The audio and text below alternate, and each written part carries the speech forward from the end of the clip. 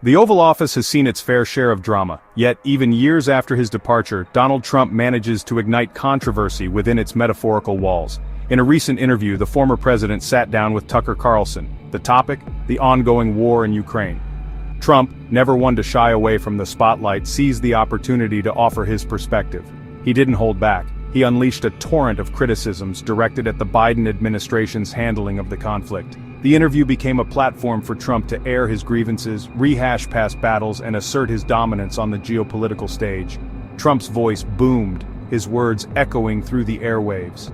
He painted a picture of American strength, a strength he believed had been squandered by his successor. The interview was a spectacle, a display of political theater that captivated the nation. It was a stark reminder of the Trump era, a time of bombast, bravado, and unrelenting attacks on his opponents. The interview was more than just a commentary on the war in Ukraine. It was a glimpse into Trump's psyche, a window into his worldview. It was a reminder that, even out of office, his presence looms large over American politics.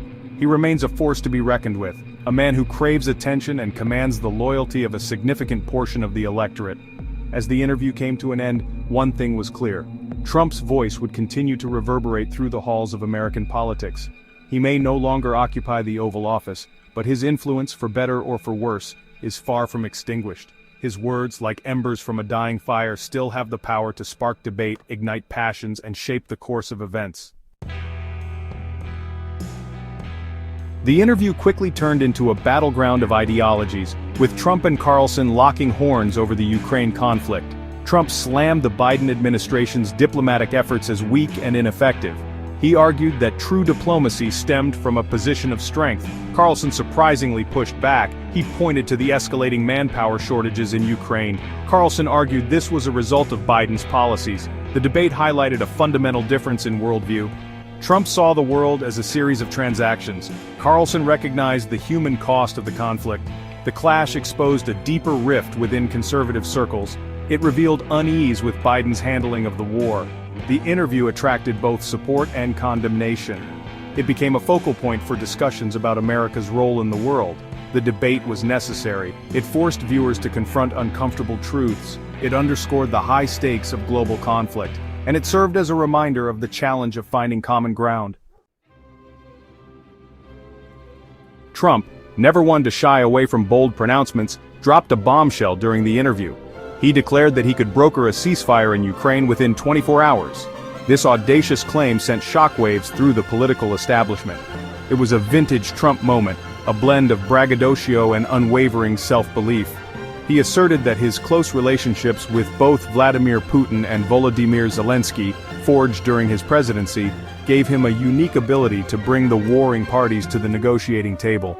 He painted a picture of himself as a master negotiator, a deal-maker extraordinaire who could cut through the diplomatic red tape and achieve what others deemed impossible.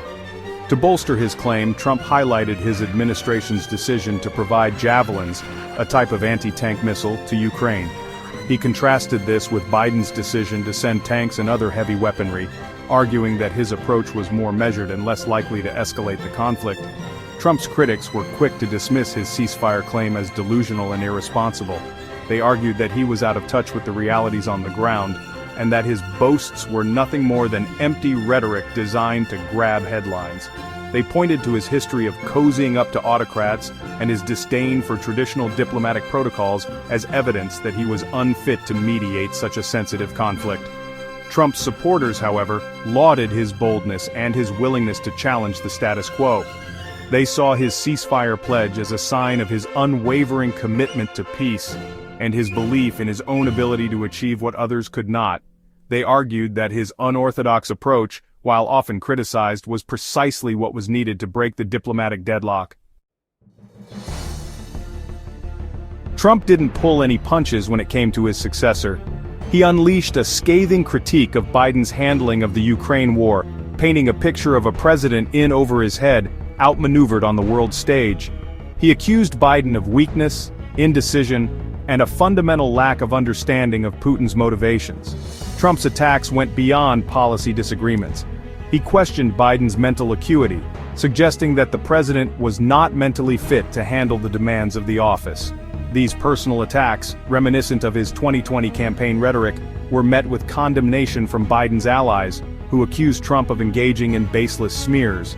Trump also took aim at Biden's family, specifically Hunter Biden, resurrecting allegations of corruption and influence peddling. He referred to a phony Hunter Joe scam, suggesting that Biden's actions in Ukraine were motivated by a desire to protect his son's business interests. These accusations, while lacking concrete evidence, played into a broader narrative that Trump had cultivated, one that painted the Biden family as corrupt and self-dealing. Trump's criticisms of Biden extended to the Democratic Party as a whole. He accused the Democrats of being soft on Russia, and claimed that they had emboldened Putin with their weak foreign policy. He resurrected the specter of Hillary Clinton, his 2016 opponent, accusing her of being complicit in the current crisis. He also took aim at Adam Schiff, a Democratic congressman who played a prominent role in Trump's first impeachment inquiry, labeling him a liar and a fraud.